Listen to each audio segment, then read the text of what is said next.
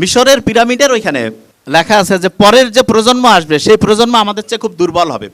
মিশরের পিরামিডের ভিতরে একটা বক্সের মধ্যে একজন একটা ডায়েরি পেয়েছে, সেই ডায়েরির মধ্যে লেখা যে পরের প্রজন্ম যারা আসবে খুব দুর্বল হবে। তা পরের প্রজন্ম যারা আছে তারা কিন্তু দুর্বল হয়, ব্যাপারটা মোটে এরকম নয়।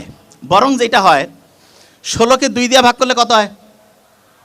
16কে 2 দিয়ে ভাগ করলে 8।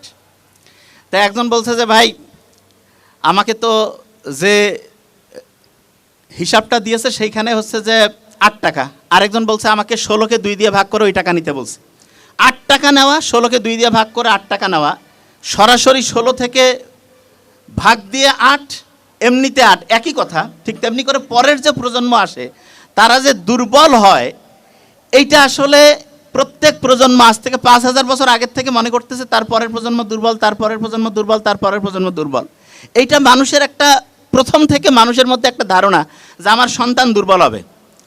এই ধারণাটা বংশ পরম্পরায় হচ্ছে আস্তে আস্তে আস্তে আস্তে আস্তে আস্তে আগে আসছে। কিন্তু আমরা যেটা গবেষণা করে দেখি সেটা হচ্ছে পরের প্রজন্ম দুর্বল হয় না, পরের প্রজন্ম আগের প্রজন্মের মতোই হয়।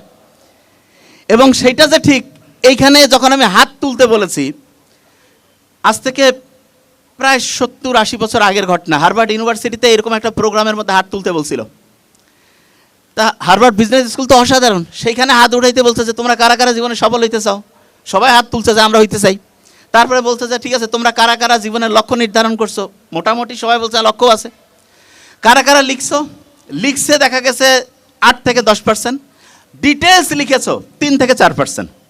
তো এখানেও আমরা যে পার্সেন্টেজটা দেখছি, ডিটেলস লিখছে 3 থেকে 4%। এবং যখন কেউ একটা জিনিস হতে চায় সেটা যখন লিখে ফেলে, লিখলে লাভটাকে এটা অনেকে বুঝতে পারে না। আমিও চিন্তা করতাম যে রেটিকুলার অ্যাক্টিভেটিং সিস্টেম অন হয়, এই জন্য বোধহয় লেখার লাভ আছে। এই 5-7 দিন আগে একটা আর্টিকেল পড়লাম, অবাক হয়ে গেছি। কি সেটা? একজন ধরা যাক যে কম্পিউটারে লিখতেছে, কম্পিউটারে যখন কেউ একটা পড়া লেখে বা যে কোনো জিনিস, তখন তার ব্রেইনে 7টা রাস্তা তৈরি হয়, 7টা জিনিসের সাথে ব্রেইনের নিউরনের কানেকশন তৈরি হয়। আর ওই জিনিসটাই কেউ যখন কলম আর খাতা নিয়ে হাত দিয়ে লিখতে থাকে, তখন 100টার বেশি রাস্তা চালু হয়ে যায়। বুঝে নাই? তার মানে আমি যখন একটা জিনিস কম্পিউটারে লিখছি তখন 7টা রাস্তা, 7টা কানেকশন ব্রেইনের একটা নিউরনের সাথে অন্যদের হয়। আর ওইটা যখন আমি লিখে ফেললাম তখন 100টার বেশি রাস্তা চালু হয়ে যায়। যে কোনো শিক্ষার্থী যদি জীবনে সফল হইতে চায়, তার 1 নাম্বার কাজ যেটা, সেটা কি 7টা কানেকশন হইলে ভালো হবে না 100টা কানেকশন? আমি যদি বলি যে একটা স্টুডেন্ট আছে তার 7 জন বন্ধু, আরেকজন স্টুডেন্ট আছে তার 100 জন, কে বেশি পাওয়ারফুল? কে? ফেসবুকের বন্ধু না, সত্যিকারে আছে। কে বেশি পাওয়ারফুল? হ্যাঁ, 100। আমার বন্ধু এই যে প্রক্টর যে রয়েছে ফেরদৌস, সে বলতেছিল যে ডিপার্টমেন্ট 22টার মধ্যে 17টা হচ্ছে মেয়েরা হচ্ছে যে ফার্স্ট হয়েছে। আমি যখন পুরস্কার নিচ্ছিল আমি মনে করলাম যে এটা বোধহয় ফিমেল ইউনিভার্সিটি নাকি, মানে সব মেয়েরা নিচ্ছে।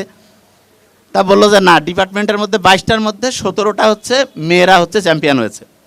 মেয়েরা যে চ্যাম্পিয়ন হয়েছে ওদের বুদ্ধি কি খুব বেশি এরকম? এই কারণে ছেলেরা এখন বেশিরভাগ জনে, আজ থেকে 15-20 বছর আগে বইয়ের মধ্যে লেখা ছিল যে মেয়েদেরকে কোঠা দিতে হবে। বিশ্বাস করো, যেইভাবে দিন আগাচ্ছে ছেলেদেরকে কিছুদিন পর লিখতে হবে আমাদের কোঠা চাই। ভয়ঙ্কর। এবং আমি তো দেখছি মেয়েরা যতটা উৎসুক শ্রোতা হয়, যতটা অ্যাটেনশন দিয়ে শুনতে থাকে, ছেলেদের অ্যাটেনশন দেওয়ার ক্যাপাসিটি বেশিরভাগ জনেরই ধ্বংস, শেষ। আচ্ছা, অ্যাটেনশন মানেটা ইংরেজি প্রথম কি বর্ণ দিয়া? তারপরের বর্ণটা কি? ডাবল টি এর মধ্যে প্রথমটা টি না? ওকে, এই 2টা বর্ণ খেয়াল রাখতে হবে, অ্যাট, এ এবং টি। মেয়েদের ক্ষেত্রে বেশিরভাগের মাথায় এখন আলফা ফ্রিকোয়েন্সি তৈরি হয়। আলফা মানেটা কি? মেয়েরা শান্ত, শিষ্ট, ধৈর্যশীল। ছেলেরা হচ্ছে, হ্যাঁ, দুনিয়ার আন্দোলন সফল করার জন্য আবু সাইদের মতো অসাধারণত্ব দরকার আছে, ওইটা ঠিক আছে। এবং ছেলেরা অসাধারণত্ব দেখিয়ে একটা জাতিকে মুক্ত করছে, ওকে ফাইন। কিন্তু পড়াশোনার ক্ষেত্রে ফাইটিং করলে কিন্তু হবে না। পড়াশোনার ক্ষেত্রে স্থিতিশীল ব্রেইন লাগবে, মানে ব্রেইনটাকে ঠান্ডা রাখতে হবে। ব্রেইনটাকে ঠান্ডা রাখার জন্য 1 নাম্বার জিনিস যেটা দরকার আছে, নাম্বার 1, সেটা হচ্ছে ব্রেইনটাকে হচ্ছে ঘুমাইতে দিতে হবে। যে ভাই ব্রেন কি ঘুমায়? না, ব্রেইন আসলে ঘুমায় না। যখন আমরা ঘুমাই তখনও ব্রেইন জেগে থাকে। তবে একটা ইন্টারেস্টিং ঘটনা ঘটে। যখন আমরা ঘুমাই তখন ব্রেন পরিষ্কার হয়। যে ভাই এটা কি বলেন? হ্যাঁ, সারাদিন ব্রেন প্রচুর কাজ করে। সবচেয়ে বেশি কাজ হয় যখন আমরা চোখ খুলে রাখি, তখন প্রচুর কাজ করতে হয়। যত চোখ খুলে রাখবো তত বেশি কাজ করতে হয়, এবং ব্রেন তখন প্রচুর পরিশ্রম করে। যখন চোখ বন্ধ করলাম 80% ব্রেন রিল্যাক্স। যখন আস্তে আস্তে ঘুমাই গেলাম তখন ব্রেইনের যে সেলগুলো আছে ওরা 24 ঘন্টায় কাজ করে, কিন্তু কি কাজ করবে তখন? তখন তো কোনো কাজ নাই। তখন ওরা একজন আরেকজনের সাথে মিটিংয়ে বসে পড়লো যে আমরা এখন সারাদিন যে কাজগুলো হয়েছে, এই যে আবর্জনাগুলো তৈরি হয়েছে, এগুলো আস্তে আস্তে আস্তে আস্তে পরিষ্কার করব। এই যে আবর্জনা যে পরিষ্কার করার যে ব্যাপারটা আছে, এইটা রাতে যখন ঘুম ঠিকভাবে হবে তখন হবে। কিন্তু একটা ইন্টারেস্টিং জিনিস আছে, ওদের আবার ঘুমের সাথে ঘড়ির একটা সম্পর্ক আছে। ওরা ওই ঘড়িতে টিক টিক টিক টিক করে চলতেছে, ঠিক মাগরিব যখন হইল তারপর থেকে ওরা জানে যে আগামী দিনের জন্য আমাদেরকে রেডি হইতে হবে। এশা হয়ে গেল, আস্তে আস্তে অন্ধকার হচ্ছে। এরপরে ব্রেন কি করে? ব্রেইনের যে সেলগুলো আছে ওরা চিন্তা করে যে আমরা ঘুমাবো। ঘুমাবো মানে যেই লোকের শরীরে সে আছে এই লোকটা ঘুমাবে। চোখ বন্ধ না করলে তো সে তার পরিষ্কার করার যে কার্যক্রম সেটা শুরু করতে পারতেছে না। সে অপেক্ষা করতেছে 9টা, 9:30, 10টা, ঘুমায় গেল, লাইট অফ হয়ে গেল, বাস ওরা সব অ্যাক্টিভ হয়ে গেল।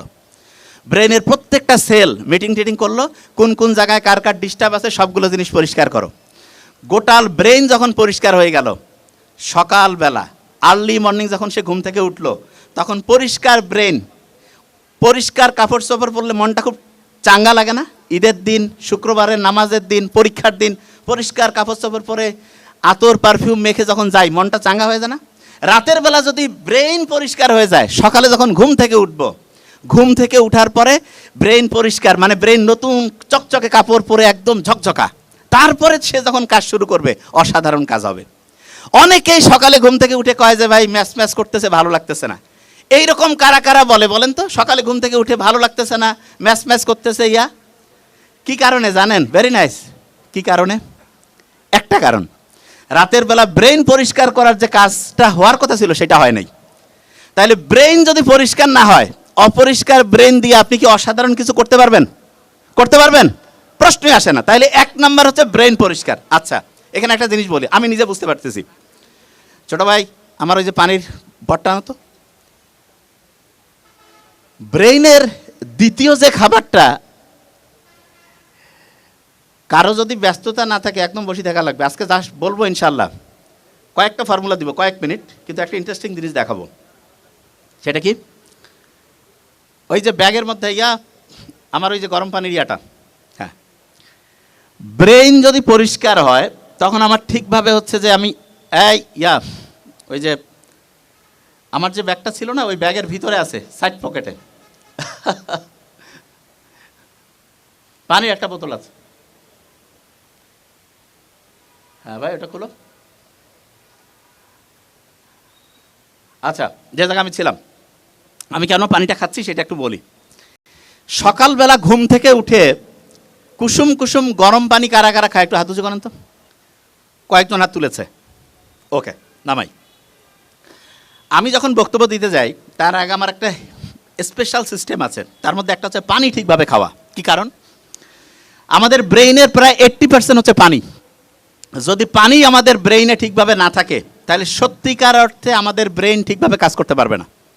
আমি যখন পড়াই, কোনো কারণে হঠাৎ হয় না যে পানি টানি একটু কম বেশি হয়েছে খাওয়া দাওয়ার, আমার স্টুডেন্টরাই বলে যে ভাইয়া বা স্যার একটু পানি খেয়ে নেন। এবং সত্যিকার অর্থে আমি যখনই পানি খাবো, বিলিভ মি, ব্রেইনের কোষগুলো যখন 80% থেকে 82%, 85% এরকম পানি যখন থাকবে, ব্রেইন সবচেয়ে অ্যাক্টিভ হইতে কাজ করবে। এবং অ্যাক্টিভ হইতে যখন কাজ করবে তারপরে আমরা অসাধারণ কিছু করতে পারবো। যে জায়গায় আমি ছিলাম, রাতের বেলা আমি যখন তাড়াতাড়ি ঘুমাই, এটা প্রত্যেকে আমরা জানি যে ব্রেইন পরিষ্কার ঠিকভাবে হবে এবং তার সাথে আরেকটা কাজ হবে। সেটা কি? ব্রেইনটা চার্জ হবে। ব্রেইন ঠিকভাবে পরিষ্কার হইলো, ব্রেইনটা চার্জ হইলো। সকালে ঘুম থেকে উঠলাম, উঠে আগে পানি খেয়ে ফেললাম। পানিতে একটু লবণ দিয়ে খাবো, একটু কুসুম কুসুম গরম পানিতে, পারলে ওই যে পিঙ্ক সল্ট আছে না, পাহাড়িয়া লবণ, ওই লবণটা একটু দিব, দিয়ে তারপর আমরা এটা খেয়ে নিব। খাওয়ার পরে সকালের বেলায় একটা খুব ইম্পর্টেন্ট কাজ আছে, সেই কাজটা প্রত্যেককে করতে বলবো। সেটা কি? এই কাজটা যদি কেউ করে তাহলে সে অবশ্যই অবশ্যই আজ থেকে 3 বছর 4 বছর পরে যে যখন যেই জিনিসটা হইতে চায় সে সেটা অবশ্যই হবে। খাতা কলম থাকলে লিখে ফেললে সবচেয়ে ভালো হতো, না হলে ইনশাআল্লাহ খেয়াল রাখার চেষ্টা করব যাতে করে এটা প্রত্যেকে আমরা করি। যে যেটা হইতে চায়, ধরা যাক যে আমি বিসিএস ক্যাডার হইতে চাই, আমি ইউনিভার্সিটির টিচার হতে চাই, আমি হচ্ছে যে বড় ব্যবসায়ী হতে চাই,